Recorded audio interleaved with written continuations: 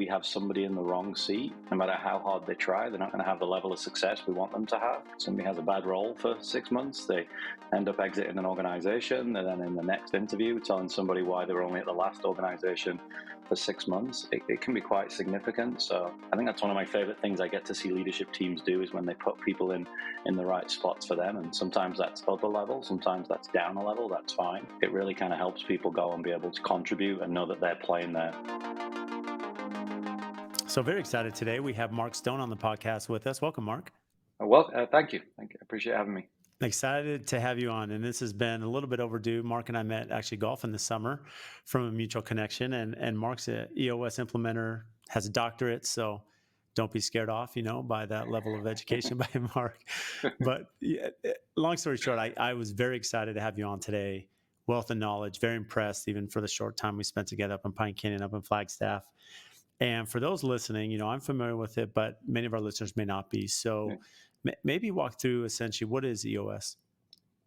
So it's an operating system. So like for a laptop or a desktop, you'd have an operating system that helps everything function and keep it aligned. EOS is an operating system for your business. So a whole bunch of tools and disciplines that we help companies go and implement in their business to ensure they have three things, which are vision, traction, and health. So vision is making sure that everybody's 100% on the same page with where you're going and how you're going to get there. Traction is helping with discipline and accountability at every level. And as you know, that gets harder the more your organization grows. And then health, in terms of leadership team health, ensuring that leadership teams are open, honest, fun-loving, free of ambiguity, free of politics. And many times that's not the case. Yeah. How do you do that now? It takes a little time. We have to create the right environment, and then we have the chap who created EOS is called Gino Wickman, so a guy out of Detroit, Michigan, initial member of the EO chapter there, and he very carefully cobbled together all the different bits and pieces. So as we go roll it out, it takes a little time to get to that vision, traction, and health, but it's pretty beneficial and has some great outcomes when you get there. It's interesting because I think there's a lot of dynamics to work through with any company. And you mentioned growth as we get, and I think most of us who own businesses are really, there's something about entrepreneurship, right? That drives us, that pushes us. People, you typically have to work really hard. A lot of times the growth is not quickly, it's really slow. It's hard to be patient, especially when you may look at competitors or other people and it may discourage you at times. And there's so many I don't want to say self-help, but there's a lot of programs out there. What separates EOS from maybe a lot of the other systems or methods that are out there in the market that people may be exposed to? Yeah, there are thousands of books out there, right, that kind of address the issue, which show how hard it is to fix. In terms of what we do, I think it goes back to again the process of instilling those tools and disciplines, and then getting leadership teams in the room. To your point, we talk about hitting the ceiling and how it's going to happen with all groups, whether it be at the company level, the team level, or just as individuals.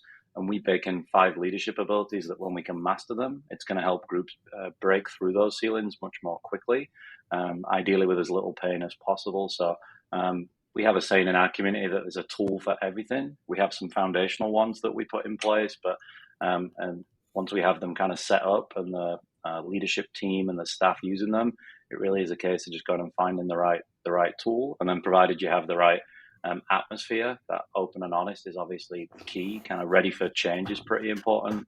Then you can kind of go get those results. So it's interesting. I see a lot of time the journey that teams go on when we try to perfect those 5 leadership abilities.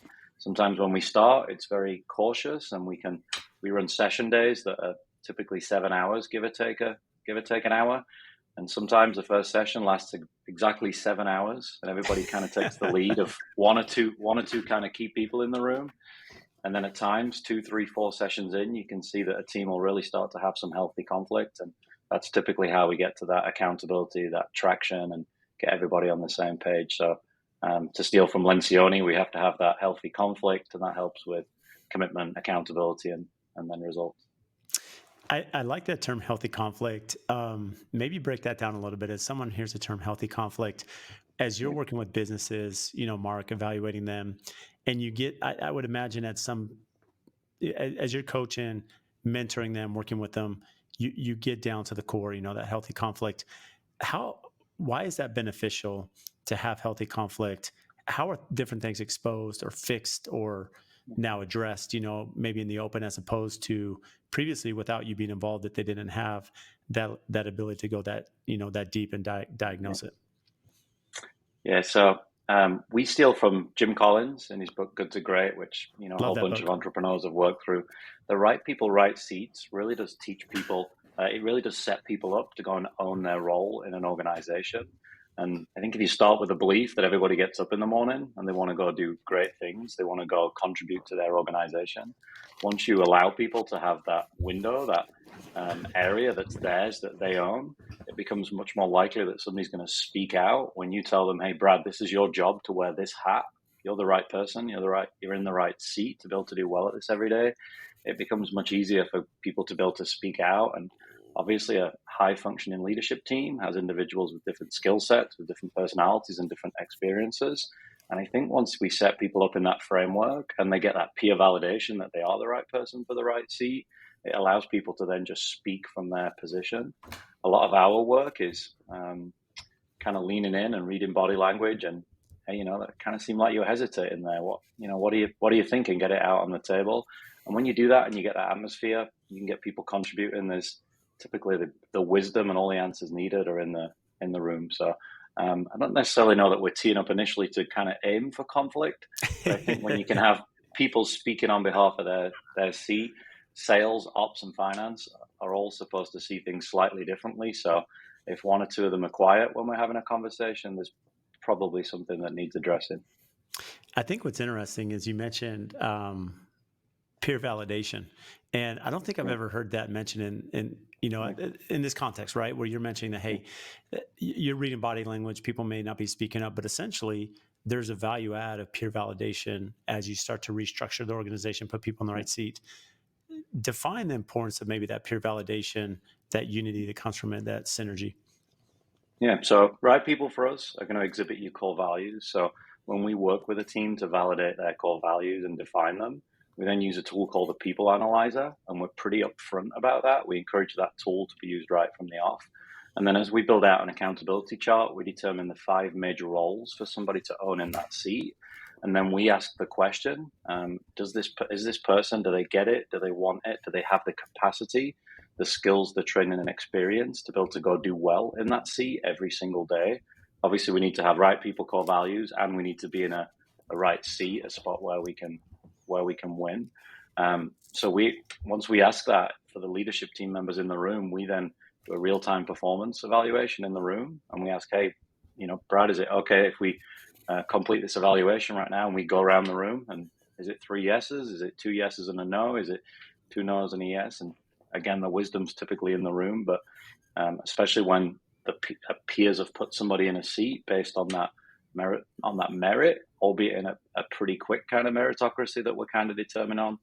Then again, it empowers people and it provides that peer validation. Very often when we start speaking with an organization, it's a visionary, it's a founder who's set a company up, and then they've slowly over time, as a company's grown, they've ended up in a spot where they're not doing the things that bring the highest and best value, or they end up just being responsible for a whole bunch of things that are not fun to them.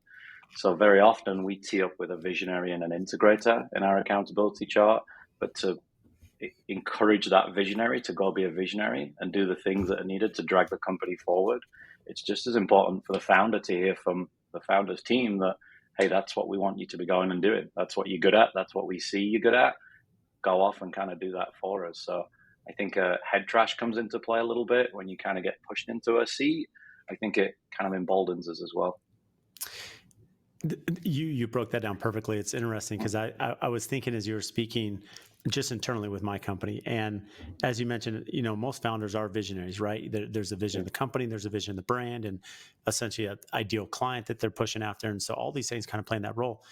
Many of us in that position lack the implementation. Maybe we don't. It's just you get to a point where you can only balance so much. And internally, I was in a meeting yesterday with one of our designers. They came in and they really want to understand like the implementation and document control. And I'm sitting in this meeting seeing our implementer, who's Spencer, who's kind of one of my directors. And just fascinated, right, on how he's breaking stuff down and implementation, stuff that like he was doing that I wasn't even aware. And to your point, bringing this to the surface and speak to the importance of job description. The reason being is you mentioned these 5 major roles, and I wrote these down because you said, do the people get it? Do they want it? Do they have the skills, the capacity, the core values, how they implement them?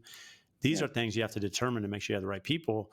Then, and you said this early on, if most people want to come to work, they want to help build things, whatever your company is focused on, how important is that job description, that baton handoff, so that there's not that overlap? Yeah.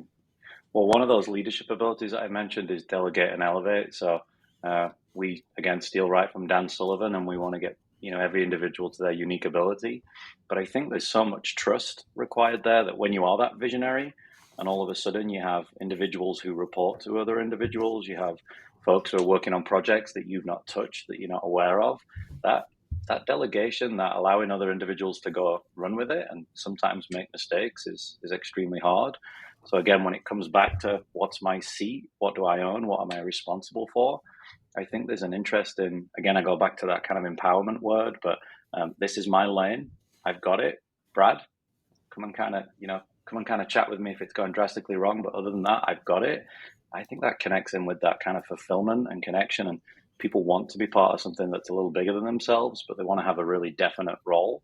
So I think what you saw there was somebody owning their seat and driving it forward. And I think it's a little humbling sometimes for a founder and a little scary when you have folks doing that. And if you're doing things right, it doesn't need you around as much, right? Like it allows you to go and drag the business into new directions. Well, ideally, that's when not that there's some level of success, but ideally, that's when you know that to some extent you're on the right path, right? Because Yeah. you're not doing maybe as much of the day to day because you have empowered people. This is something that took me a long time to understand, and it wasn't until I would say about 2 years ago, it's about a year and a half ago. I'm part of a Build a 20, and they did with a SWOT, right? Strengths, weaknesses, opportunities, threats, and they came and evaluated a lot of my company. And essentially, one of the main feedback items, they said, "Hey, Brad," and this is what you're speaking to, Mark, is they said, "Okay, you have the right people, and they're on the wrong seat, right? Yeah. they're on the bus, but they're in the wrong seat." And internally, it was interesting to kind of self-reflect on that and be like, "Yeah, I have really talented people, and there's some Yeah. levels of the organization that are suffering, and the reason being Yeah. is if I moved them over and we changed their role, and the power that came from that and the direction the company's change is so big. I mean, how monumental is that aspect of loan as you're looking through the tiers of each business, just Yeah. that people in the right seat?" Well, and that takes time, right? When we go, it's like moving people into new positions with new responsibilities. I can see that for the integrator in an organization, that individual who bangs the drum and harmoniously integrates and keeps everybody accountable, you can see the stress on their face when we talk about moving responsibilities around. Because if things get dropped, we're letting a customer down, we're hurting our reputation. It takes time. But coming back to our process at EOS, we go, and as we look to do that reorganization, we meet 3 30-day periods apart. So then the team go and work on that at a piece at a time. And then at some stage, once it's ready, we go share it with the rest of the organization. And there's typically there's some great feedback come back, some great questions, but that reorganization takes time. It's just super important. And going back to people wanting to do well, if we have somebody in the wrong seat, no matter how hard they try, they're not going to have the level of success we want them to have.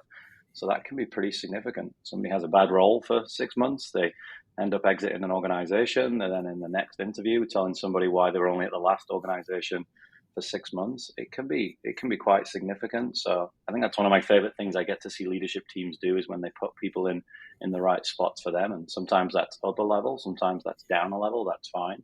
I think it really kind of helps people go and be able to contribute and know that they're playing their part. Have you seen, as you evaluate companies over the years, the impact of retention, right? Retention, keeping good employees, training them. How important is understanding systems, processes, right seat on bus, job descriptions? How does that play a role in retention? It's a good question. It connects. This was something I studied several years ago with 18 to 29-year-olds. So we looked at, I think in terms of the mechanics, to answer your question, getting people set up and getting that infrastructure right with good pathway progressions is absolutely important. The aspect in which I look at that is when we have a clear vision and I know how I can be part of it, that's typically quite motivating. And something we do in terms of building out that right structure is in some cases, it's going to allow individuals to opt in and double and triple down and say, hey, Brad, I love what we're doing. I'm in for this. Whatever you need me to pick up, I've got it. And it allows people to work their way up the ladder. And in some cases, for individuals, if it doesn't stick, if it doesn't resonate with them, they ultimately kind of opt out of the organization, and that's fine. That's fine as well. So I think the key thing with retention, it's the right retention and keeping the right people, not just for the organization, but for those individuals themselves. And then the other thing I see quite often in terms of decisions, where you're able to create that open and honest environment and you have people in the right seats, when somebody can speak up, I see quite often that individuals don't need to feel like they've had the final say. They need to feel like they were heard in terms of making the right decision. So again, I think that helps with retention as well. It might be that, you and I have 3 conversations and the outcome each of the 3 times is the one that you initially kind of thought was the right thing. I think if I had the chance to contribute to that from my position in my seat, I think I'm going to be okay with it. And that's likely to keep me in the company longer. I had no idea you'd take it that direction when I was thinking about the retention aspect. And you mentioned that you want to retain the right people. And so you mentioned that there is a journey of disposition there as you're working through all the different segmenting of the company and understanding, implementation. Some people are all in, as you mentioned, are going to double, triple down, and some are like, it's not for me. So essentially, just at the core, it's not so much about keeping all the people. I mean, you want to keep them, but it's keeping the right people. Yeah, absolutely. I think that's why we want to be clear in terms of one of the things we do. We build a 2-page strategic document, and we have right on there core values, core focus, what we do, 10-year target, typically, where are we heading long term, marketing strategy, who's the ideal customer, and what are we going to go tell them, a 3-year picture, which is usually quite eye-opening, to kind of work through that and ensure that a leadership team see it the same way, 1-year picture, 90-day rocks, and then our long-term issues. And then we have our companies share that with their employees every 90 days so that it's crystal clear. This is what you signed up for. This is what you're a part of. These are the opportunities, and this is where we're going. I think that's important. And I think that transparency really means a lot to folks. It's not some secret plan that's kind of hidden away. This is who we are. This is what we're doing. And this is where we're going we're much better with that information than without. So I lost you, bro. Sorry, I lost you for a second. Define rocks, like traction. What is that?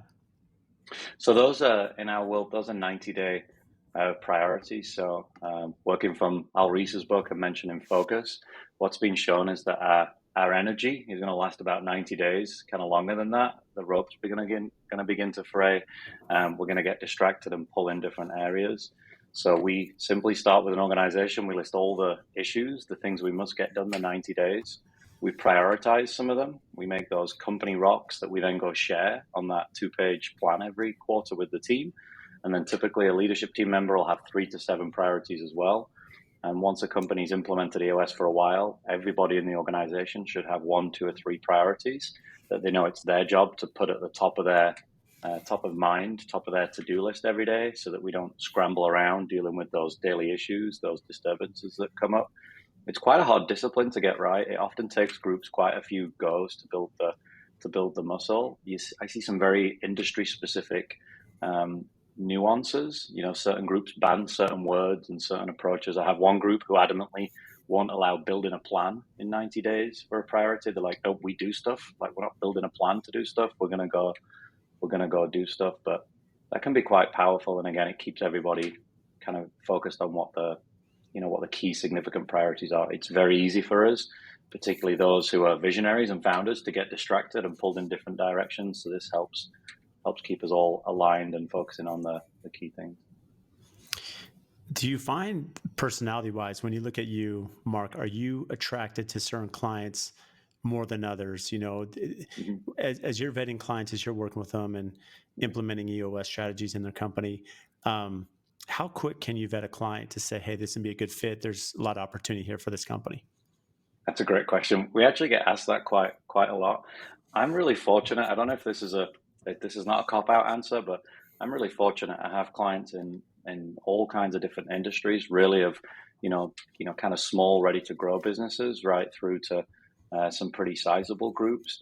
I enjoy all of them. When we vet for a client, we look at the psychographics. So Somebody who's going to put a system like EOS in place needs to be ready to be open and honest, vulnerable, more afraid of the status quo than change. And you can often feel that in the room. If somebody's really kind of fighting you hard early on, you can just say, if we have to, one of our terms is, or sayings internally is, if we have to drag somebody in, we have to drag them around. You just get a feel from the group. So I know it's a loosey-goosey answer, but if I have a group of people there, whether they're brand new to business, whether they're experienced and well tenured, if they're ready to go and go do what I kind of explain we can do with them, I'm generally ready to go. And then it does feel it's a little bit like kind of Christmas, that first session day when you're heading into a focus day and you do know you're going to throw a whole bunch of things at people. It's pretty fun. It's cool to start that journey. But the key answer, I don't think there's a size or shape or, kind of particular kind of industry for me, but I think it's that open and honest and, just kind of humble learners, almost like a permanent beginner's mindset, I think is key. Yeah, I would imagine that's a big part of it, is someone who's willing to implement the strategies and work with you and be responsible, be accountable, right? Answer the phone. I mean, that's a big part for you to be successful in what you do. Industry-wise, I know that we met through G3, and they're a trade partner of ours. They do a lot of work for us. They're a good friend of ours. So you're working all throughout many industries. What are some of the industries that you work in, and how important is that? Maybe this is at the core of it, to realize that I've said this on the podcast before, that it took me a long time to understand that, hey, I'm a business owner that happens to focus in construction.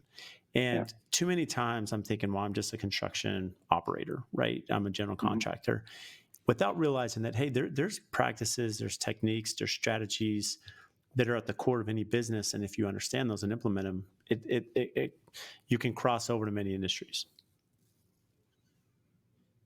What we tend to work on is the execution side. So in terms of a product and service development, design and progress, that's typically left to others as facilitators, implementers, and coaches. We help with the people side of it, and all businesses have people, all businesses have customers. So surprisingly, the challenges and the obstacles and the thoughts running through leaders' brains are surprisingly similar, whether it be a large group, a smaller group. I don't know how it landed the other day, but I told one leader who was kind of sharing some challenges with me that you're not as special as you think you are. And my dry British nature, I'm like, I see these things pretty commonly, and I got a funny look. But I think the point landed. But I think, to answer your question, that the challenges are very similar. Whenever we're dealing with people, things are moving around, people's needs are moving around, their aspirations are moving around, and that's a challenging thing to be responsible for those. I think that's where, when you have a set of tools and disciplines to fall back on, it helps, and it takes some of the pressure off. Because leaders are the same. Leaders just want to get up every day, go do a good day's work, and do right by the people. And to speak to G3 and automated environments, are like a super people-centric business, whether it be supporting themselves as a team or their customers. I know that kind of people and taking care of them is at the center of everything they do. And I think that's a really valid point, because you mentioned automated environments, which is part of G3 and the team you're working with. And, when you think about your tails long, right, as a builder, well, for them, they're not only working for general contractors, so they have that relationship, but they're very involved with the client. When I'm done with the job, they're still integrating aspects of the home. It could be Super Bowl Sunday. I mean, there's elements that they're really involved. And so at the core, and this is why, going back to the very beginning of the conversation, when you mentioned just understanding the dichotomy of any company and politics and personalities. And I was just speaking to a builder this morning, and he mentioned how he had said, one of his employees threw a bottle at another car in a company truck, and because they had some road rage going on. And, I had to laugh just because he's dealing with this issue, and he's like, Brad, I was frustrated. And, you're thinking at just a nuance of running a company, that things come up, right? People get offended, people get upset. How important is it from a leadership structure as you're working with them, just to understand how to sift through that and to set expectations to create habitable work environments? It wasn't you in the car that he was throwing the ball at. Luckily, it wasn't me in my company truck. That'd have been terrible. There's a couple of things I see in our work at EOS that really help with those things that come up. So that accountability chart and building those right people, right seats really gives us somewhere to point and to go when something's happening. So if there's some attaboys to give, it generally lets us know where to go. If there's somebody that we need to go look in the eye and hold a little bit more accountable. It lets us know where to go. And sometimes we just overrun in an area that allows us to work it out if we have the accountability chart. And then something we do through our tools and the meeting cadence that we run is we have compartments for everything. So there are no bad ideas in a business, but we need to be able to have a place to put those ideas. So we have some compartments through our strategic plan and our meetings, whether it be a 1-year goal, a 90-day rock, a priority, a 7-day to do, an issue that's a long or a short-term issue. We want to be able to capture those things, put them somewhere, know that they're going to be gotten to they're going to be prioritized and dealt with in a suitable manner. So one of the sayings we use for those things that come up is they truly are issues. Like, it's just an issue, whether it be a big issue, a little issue. We just need to put it in the right compartment, and whether it be discussed at the next weekly meeting or whether it be put on the long-term issues list, those things are going to come up. And no matter how good we are at dealing with those things, there's only going to be a new bunch of issues come in 30 days anyway. We've just got to be effective at kind of teeing them up, working on them as a team, and ideally making them go away in a way that stops them coming back up the week after for no good reason. So I think compartments is important. It's another one of my, hopefully it doesn't come across as too patronizing, but hey, Brad, it's just an issue. Where are we going to put it? Where are we going to put it? Who's going to go deal with it? And we deal with it, and provided we've got accountability, we know it'll get dealt with as best possible. So as you're looking at a company and you're looking at the measurables that they're implementing, are there measurables when you're looking as a consultant that are, I don't want to say more valuable, but maybe more of a focus? And it could vary by company, but what are some common measurables that you track? Yeah, the scorecards in our world, when we tee up and we work with a group, we mention it's going to be 1 to 3 months for you to get those measurables in place and for you to truly love them. And, we tracked measurables on a 7-day basis, so more activity based rather than trailing numbers. There will be occasionally a couple of trailing numbers that get in, but most companies I see have 4 or 5 kind of key ones relevant to them and their business. And then I also see that companies have some that can kind of float a little bit. If we have a problem, we're not quite sure how to go fix it, we go track some measurables for 2 or 3 weeks. We then go deal with it. And if it's, if the numbers drop to a certain level, we can sometimes take it off. So I think for me, we want to have some fixed measurables that we're keeping our eyes on. It's okay to go drop something in and measure it for a few weeks. Obviously, what gets measured gets managed. So the easy one I see most groups add is when they start adding their AR on a 7-day basis. You immediately see that drop because whoever's responsible for that has a little bit of extra vigor to go chase some people down and kind of claim some cash. And then the other things tend to be industry specific. I have, it's what a client of mine, but I know he's okay with me sharing because I've asked him. And it's a retail store, it's a jewelry store, and they track repairs, and they look at repairs, revenue, reviews, and they know that when repair numbers drop, they need to go do some things because it's going to be connected to revenue 4 or 5 weeks down the line. So it's just one high level key indicator that is a driver of their business. And I think when we can work out what that is, we can then go do something to put it back on track if it's kind of fallen where it shouldn't. And I think that's pretty key. So there are some standard ones, kind of like AR, kind of like, net promoter score, number of jobs done, number of sales, but there's also 3 or 4. As implementers, we try not to, we let teams work those out themselves. We don't want to spoon feed them because it's pretty kind of nuanced and specific to a company and its stage. It's interesting. Yeah. The AR is fascinating because, and essentially, accounts receivable, every business is a little bit different how they bill clients and, their terms, right? Yeah. But essentially the longer that they're waiting on dollars and that they're not tracking, as you mentioned, things that are measured, people are going to focus on that. How can a business, when they're focusing on a measurable such as AR, how does that change just the health of the organization, in the industry that they're in? So for us at the leadership team level, those are going to be quite strategic numbers, things that we need to go put back on track. But ultimately, we want every staff member in a company to have 1, 2, or 3 measurables that they're responsible for. And that lets them know how I can contribute. So if somebody truly doesn't want to be responsible for a number, there's probably a different conversation you want to be having with that individual. But again, on that premise of everybody gets up and wants to do great every day, if you give somebody a number that they're responsible for, that they're the champion of driving, it's going to see contribution and it's going to see somebody stay focused. If nothing else, it lets somebody know this is what I'm counting on you for to go to be responsible for. And more often than not, we have enough vigor and verve to go after it and improve that number. And if not, it's just an issue, and we go discuss what we're missing in terms of resources and infrastructure to attend to it. But that utopia is everybody in the organization having a number that they're responsible for and they report into. And then the other thing in terms of head trash is we all tend to work so hard and kind of, long hours these days that, we need to get our victories. So when we have our 90-day priorities and we have our weekly measurables, sometimes it just allows us to, each individual to step back and be like, hey, I kind of did it this week. I hit the benchmark. I achieved the goal. I think those stop moments to celebrate are pretty key as well. If not, we're just going to be stuck on that hamster wheel. So it sounds, even for you, I mean, there's, excuse me, at the core of it, you're going to have some idea of, as you mentioned, AR is pretty low hanging fruit of something that's probably going to be pretty common. But essentially, most of the companies are self-evaluating or working with them to figure out, KPIs, right? Performance indicators. These, how are you going to be tracking, all these different goals throughout the company? When you look at the rocks, examples of a good rock, poor rock, good to-dos, poor to-dos. I'm sure you've seen the full spectrum there, working with traction. Some good examples there and maybe success stories you've had in your career.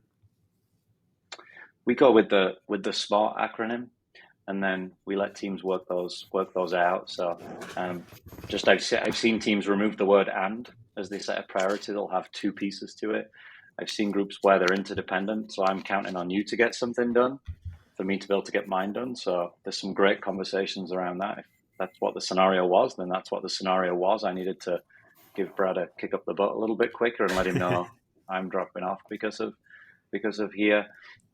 Groups tend to start quite broad and kind of, with rocks that are related to their job. And ultimately, we encourage them to be more kind of development, a little bit more infrastructure based, and what things do we need to do to set the company up to go to the next level. But it's interesting. Sometimes some of them are just intent. Sometimes they are, we want to go and drive on towards this, and the group don't quite hit that priority as they define it, but they learn a whole bunch, and I think that's okay too. I think the key thing is it's the amalgamation of all those rocks and priorities to make sure that we're all heading broadly in one direction. You're not working on a new business area here and the rest of the team building infrastructure out to go help over here. So I think it's really how they all kind of mesh in that is the key answer. But it takes a while to get some of those things right. And a good to do, a 7-day item in hours, is one that gets done. So we need 90% of those dropping off each week. I was chatting with one of my leaders this morning, and if I commit to do something in 7 days, I come back and I've got it done, there's a whole foundation that can be built around that. If we're regularly coming back and we don't know whether the person's going to have done it or not, a lot of things kind of collapse quite quickly. So everything we do in our work, I think, comes down to those 7-day to-dos. And Brad says he's going to take these to-dos and get them done. He's going to come back, and 9 times out of 10, he's going to have got them done. We can count on that, and we can build on it. We become a team that when we say we're going to do something, we get it done. So if anything else, a good to do means it's something that can get done and will get done. And then of course you're tracking that. As you've worked with companies and you've seen them implement the EOS in their company, any surprises, based on kind of maybe where the company was to, hey, look what they're doing now. Look at the success rate. Does it still surprise you, even though you've had these years of experience, to see companies really take off and understand, these methods? The thing that really took me back through my experience, I consider myself a good business predictor and kind of feel like I have a pretty good sense on where things are going to head. But that accountability chart that I mentioned, how it's going to look, who's going to be elevated up, who's going to be moved into a new seat, I stopped trying to predict in my head how that might work out in sessions, just because it works out the way it's supposed to. It takes time, but provided we go back to the tool, that's really the one transformational dynamic tool that I see. And if you ask me to draw how I think it's going to look when I'm in a first session with a team, I do a pretty poor job when you look back 3 or 4 sessions later. So I think that's really the key part. And then all those associated benefits from when you get that right, you just see people flourish on Jason and Tanya's team at AE. They were just recently able to elevate a staff member to a new level, and that's pretty cool to be able to see. And it's not EOS that did that. It was the individual stepping up and taking responsibility and being accountable. But it's pretty cool when you're able to see that unfold, and then the company gets a benefit from that person's commitment, energy, and skill. I think at the core, I think this is fascinating, Mark, because any business owner, they may think they know their people, right? And they probably do to some extent, some more than others, depending on how they want to embed in the company. How do you work with them side by side? But what's interesting is, to your point, is that even you, who has a lot of success and strategy, you work with so many companies, taking outside the business acumen that you've had, when you're looking at employees, you may think you have an understanding of how the organization's kind of metal out and sift through everything. And it still surprises you, which I would imagine, if it's surprising you, these business owners may be surprised too at some of them that rise and step up to the plate as they're, have the momentum and the goals and the accountability and all the different things that we're speaking about now. How empowered are business owners now when they're working with you and they're like, I had no idea so and so would step up and there's a true talent there in leadership, and not everyone has that gift. I mean, but some people can see someone not as they are, but who they can be, and it's a really tough thing to implement. Yeah, and that's hard. Like, we have so many people, and then they have things changing in their life, and their thoughts are changing. And again, if we can design a clear vision, which most groups have a good vision. It's not always mapped out in every different kind of level and kind of phase. But when we can determine and we can put that out there, we don't know how folks are going to respond. We don't know what they have going on in their lives. That perhaps for a little while, work is arrive, do my 40 to 50 hours a week, do a good job, and go home. And maybe for me, the next 6 months is proving myself, so I can go rise and take responsibility in some new areas. Like, there's so many moving pieces when we're dealing with people that, yeah, you're right. It's hard to get a read on scenarios. So I think that's why, through some of the work we do and through the meeting cadences that we set people up on, it's best just to hear it from the horse's mouth. Just get people's feedback. Are you in? Are you opting into this? Is this something you care about, or not? I'm pretty impatient. I like getting to those conversations as soon as possible. But yeah, for sure, reading people is hard. And to go back to the retention question, we don't know what's on somebody's mind. We don't know who they're talking to. We don't know what long-term aspirations they've got many times. So the best way is to sit down and kind of ask them. And this goes back to your retention comment when I asked you about retention, and you're like, well, it's, retention is defined differently depending on, how much we're going to push them and, make them accountable. And some people step up and some maybe not so much. From entrepreneurship, from that perspective, Mark, the value of an entrepreneur to have a mentor, a coach, an implementer, why is it so valuable? Why is it that many entrepreneurs think they can do it on their own and maybe delay having that personal coaching and, that expertise beside them?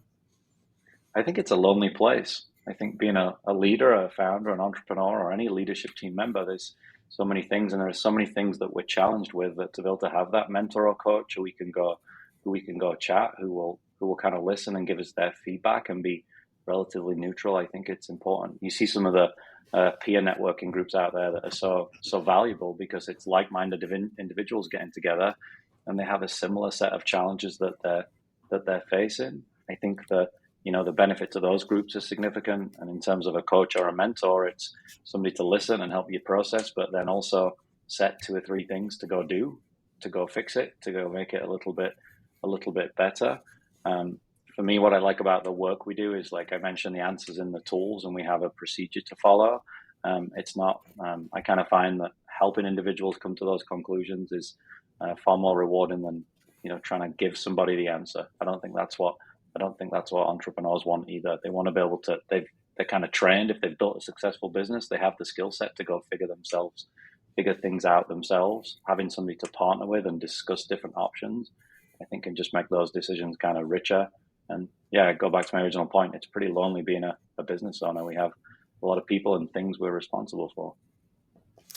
There's no doubt that it's lonely as an entrepreneur. and not only that, the highs and lows, right? I mean, there's 5 minutes of the day that you're as high as can be, and then 5 minutes later you're as low as can be, and it fluctuates. And I think it can be really tough on that, the stress that comes with it. And when you think about payroll and pipeline and AR, as you mentioned, I mean, there's just so many elements that we stress out about.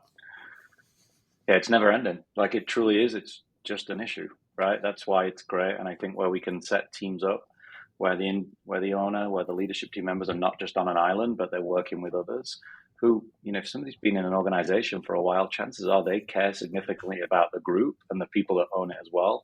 When we can go share some of that burden and, create an opportunity and allow people to pitch in according to their skill sets, I think it allows it to be shared out a whole bunch. And yeah, as we know, we kind of like the successes. I think we need to stop on.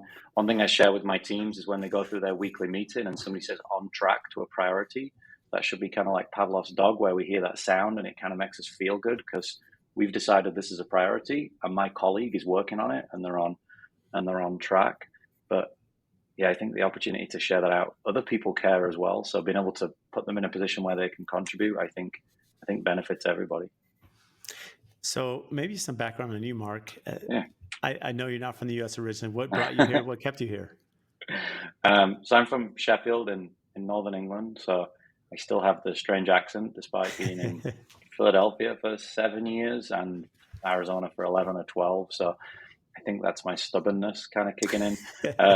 Sheffield's a working class city in Northern England. So the original steel city, and I was born in 1982. So kind of, late 80s, early 90s, it was recovering from a lot of factories and be closing down and jobs being lost. So very kind of working class place, and then slowly redeveloped. And then, like most British kids, I didn't quite make it want to be professional soccer player. So then when we get told we're not quite at that level, we have to find something else to do. So for me, I went to university, but then set some businesses up, coaching soccer, sending contractors and sports instructors to different parts of the county, the equivalent of a state back home, and was able to create some businesses where we got to go, kind of provide sports instruction to thousands of kids, which was pretty cool because it was kind of like having a job, but without having a job. But a young business owner, you certainly learn a whole bunch of lessons.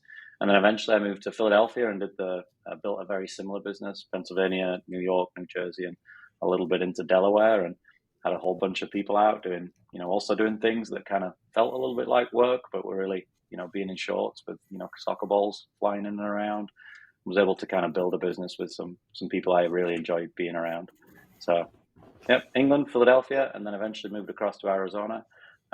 Worked in some different corporations, a couple of healthcare groups, a couple of e-commerce groups, and really got to be in and around some great people and learn a whole bunch about business from other perspectives. See some really well-run teams and organizations, and some that were less organized, and eventually kind of realized that going and delivering EOS was a full-time opportunity. And now I get to go back to almost to my roots and just be in and around entrepreneurs, which is a pretty cool thing to do. A crossover between athletics, soccer, and business. Yeah. It's all the same, really. Somebody asked me the other day, why did you become an entrepreneur? And it was like, I'd never thought about that. And I'm like, because I didn't get to be a soccer player. It's the most similar thing, I think, right? We get to win, lose, and then pick ourselves up again and go after it. Yeah, there's a lot of similarity, and the reality is, I mean, it's hard work, right? I mean, the thing is, you may go compete on the field, as you did, Mark, but it's the hours of training that people don't see. It's the same thing in business. They don't see the hours and time put in as an entrepreneur and everything behind the scenes that you're doing. Yeah, absolutely. Yeah, and that's it's addictive, right? It's pretty addictive, the opportunity. So EOS, you mentioned that you had all, your journey you kind of went through briefly there. How were you introduced to EOS? Why so passionate about it? I was working at an organization, and a CEO was looking for me to join his organization and essentially be their change agent. So gave me the book, and being a little nerdy, I read it in a weekend and was kind of sold. So I got to see a company go and self-implement EOS, which we have a whole community that we support of individuals who take the tools and disciplines and implement them in their business. Like any kind of organization, there were some areas where they were really strong, some other areas where it could have done with a little work. And at that point, when I kind of looked into it, it kind of sat with me, and you kind of do that thing of going back through your own journey and where did you have successes and where did you make things really hard work? And I'm like, yep, this is kind of a whole bunch of things I feel I've been saying for a little while, for several years, but in a more eloquent, well-packaged way. So then looked into EOS, did a little work with Predictive Index. So I'm still part of a team where we go in and help people with their turnover and helping people in terms of group dynamics, and managed to move into doing EOS full time. And now, as you've worked with so many companies at EOS legacy, what does that mean to you? For me personally, yeah. I like helping entrepreneurial leadership teams. I know it sounds, again, a little corny, but when you can go work with leadership teams and they have a whole bunch of people that are responsible for and customers, I think it's pretty impactful. Sometimes I see teams and they're bringing issues out and there's a whole bunch of tension in the room. And I stand there and think to myself, well, I'm glad we're doing this work today, because if we didn't, these issues would still be there tomorrow. So I kind of feel by helping a whole bunch of teams with those issues, we can go make our little dent on making the business world a little smoother and more efficient. And that's it. I love that. I have a goal to help a whole bunch of entrepreneurial leadership teams the next 10 years. And yeah, it's been a whole bunch of fun so far. Personally, as you're working with entrepreneurs, which you mentioned legacy, do you find it challenging to not interject, to not overgovern? How difficult is it to maybe sit back and listen and maybe, just probe them? So that's the tiring part of a full session day. It's the listening to capture the key themes and sometimes reading the body language. There's a Canadian chap in our community, and he shared that we get together and meet for our quarterlies as well. So we kind of eat our own dog food. But in one of his kind of nuggets for the quarter, he shared a scenario of working with a leadership team, and he just reminded us we're not as smart as we think we are. So we don't have all the details. We sometimes don't have the underneath. So it is our job to facilitate, teach, and coach, but it's not our job to have the answers. And it's kind of like the teaching somebody to fish. It's not our job to have the answers. So I think you have to show some judgment. I just tend to let my group know this is my opinion. Take it for what it's worth. Again, I think you need some trust built to do that. But yeah, we're not as smart as we think we are. I think that's probably useful for all of us to keep in mind at times. Have you ever had in your career any tough feedback or response from clients? How did you get through that? I know internally for me, I think we can all relate, right? We're trying to build a company and systems, and there's a lot of things we understand. But as you mentioned, it's like I'm not involved in every aspect of the business, and sometimes clients will give me feedback, autopsy, if you will, and you're like, okay, we need to fix that, we need to address that. How's that from your perspective? Yeah, so we do that at the end of every session day. We set kind of expectations and an agenda at the start, and at the end of the day, we ask a team how they did together working as a team. So, the majority of the time, the comments are kind of towards the leadership team, but we also seek feedback as well. So, I think for me, being pretty fast moving, taking time to reflect on that and trying to not respond in the moment is typically the best response. But yeah, when we get in a session room, we open that environment up so we can have a whole bunch of, direct feedback. So sometimes, kind of conflict and difficult conversation arises, and that's kind of part of it. Again, I'm always grateful when it happens rather than it being kind of deep down and buried. So, all kinds of feedback for me. It's that kind of patience and kind of go away and process. So there's a few acronyms that I've heard. Maybe break those down. One of them is GWS. To the GWC? GWC. So if somebody's going to have a job description, so it doesn't replace that. But if we determine what the seat looks like, what are the 5 major roles in that seat that we define? For any individual who has, in our world at least, who has direct reports, the first acronym, to throw another one at you, is lead, manage, and hold accountable. So that would be a catch-all for the hiring, training, quarterly conversations, all those things we do when we manage people. And then the other major roles. So we keep it high level because we go share this throughout the company. We want everybody to know who they can go to have clear, transparent communication. But that wouldn't work if we gave 15 points. So 5 major roles. And then ultimately, then when we discuss, is Brad right for this seat?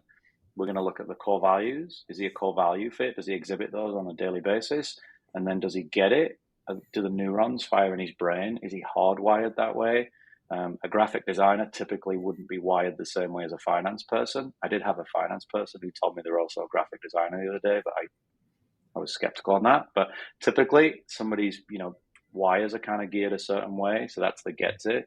The wants it is Brad motivated? Does he, pop up every morning ready to go kind of, dominate and do great in that job? I can't pay you more to want it. I can't cajole you into wanting it. You're either motivated or not. You either want it. And then the capacity, the skills, the training experience to be able to go and deliver in those 5 major roles. So if you were a yes to get it, a yes to want it, a yes to capacity, then you'd be in the right seat.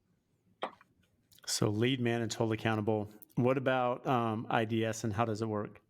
Oh, did I slip that one in without mentioning? Sorry. So, No, uh, you're good. identify, discuss, and solve. So, this is one of my favorite things to do in EOS. We're leading a workshop on it in the next couple of weeks. But as an issue comes up, we identify, we discuss, and solve. Most of the time, when we describe an issue, we're going to describe a symptom. So we have to spend some time as a team working out whether that's a symptom or whether it's the root cause. If not, we need to go back and determine what the root cause or causes might be. Once we land on them, we then have to go about solving the root cause. Typically, that's going to make the symptom go away. When we discuss it, the D part, we say our piece once and only once. More than that is going to be politicking. So, being the way I am and being competitive, if I'm really strong about something, I might say it in 4 or 5 different ways. I might say the same thing. So we're not allowed to do that. When we kind of discuss, we just say it once and land it there. And then the solve piece is we make a decision that makes the issue go away, ideally forever. And then typically, as we make that decision, there's 1, 2, 3, or 4 to-dos that we need to set to then go and enact it. So identify, discuss, and solve. Most groups spend a whole bunch of time discussing the heck out of things. Very often we get caught moving onto tangents. And then I work with a marketing agency earlier in January, and they labeled me as hurried but heard was the approach, and I kind of like that. We do need to leadership team time is expensive if you work out all the people in the room, so we need to get to things somewhat promptly, but we need to make sure everybody feels heard. And then they referred to me as ruthless, and because they're a marketing agency, they decided it should be compassionately ruthless, but unfortunately the compassionate was them adding it on. That wasn't a descriptor of me. So identify, discuss, and solve. And it's probably hard to rank when you think about identify, discuss, and solve. But are there any of those that are more important? Is it the identification to really dive deep and figure out essentially the core issue there? Identify without question, because if we're just dealing with a symptom, it's going to come back up 2 or 3 weeks later because we've not got the root cause. So to consider that when we're talking about issues, to consider it a 3-step approach and be diligent about taking our time. Let's not move on to discuss it until we've identified what we believe is the root cause is so important. Like that's key, and it's really hard, particularly if it's an emotive kind of symptom or an issue that we're bringing up. It's definitely the identification, in my opinion. And the last one I have for you is RPRS. Right people, right seats. So there you go. Stealing from Jim Collins and Good to Great. I love that. So I guess now, personally, I know we talked about your journey a little bit there, Mark. Favorite golf course? It has to be Pine Canyon. That's the one I play the most. It just is. Either that or my par 67 public course back in Sheffield, just because I can play that one relatively well. But no, it's Pine Canyon. It's so pretty. So how do you get so good at golf? Now, just to be open, I've played with Mark once, and he hits the ball about 10 times farther than anyone I've met. So, secret to becoming so good at golf. What got you interested? My golfing came from trying to stay out of trouble when I was 14. I didn't start playing till I was 14, but I lived right off the back of that public golf course. So I used to just go and hit golf balls on there to just try and keep out of trouble and try and stay on the right tracks to try and be a soccer player. But yeah, I can also hit the ball pretty sideways, and so I appreciate the compliment, but I can have some bad days as well. I don't remember how I played the day we played, so I'll assume it was okay. Yeah, you played really good. Best advice you've been given? I have a really good mentor in the US community now who just encourages me to keep it simple, almost on a weekly basis. He knows my high fact finder nature, so just keep it simple. I was thinking about an individual I worked with in my 30s as well. It wasn't a specific piece of advice, but the chap had 2 doctorates. He was an emergency medicine doctor out of San Diego, so I've seen all kinds of things you can't imagine. And I just remember the time spent with him, maybe the smartest individual I've ever met. And he had the ability to kind of just make you feel like $1 million. So I've always tried to kind of carry some of that kind of humbleness and that kind of patience with me as a 32-year-old traveling around the West Coast with him at that point. That kind of aura, that approach has kind of stuck with me. So not a great direct answer, but keep it simple. And then I think just kind of see the best in people, meet them where they are. So outside of golf, what do you do for fun? I have two girls, my wife Jamie, and I have Emma, who's an 8-year-old, and Olivia, who's a 10-year-old. So at the moment, being in September, it's run around, kind of deal with school, get to dance clubs, get to soccer practice, just kind of keep up. Try and walk the Springer Spaniel enough because he's a pup, so he's a little crazy, but yeah, just get on and keep moving along and try and keep him out of jail in 10 years, I guess. So before I let you tell everyone where they can find you and give us your personal info to look you up and consult with you, Jason and Tanya want to know why they're your favorite clients. I've known Jason and Tanya for a while. I think they're just so people focused.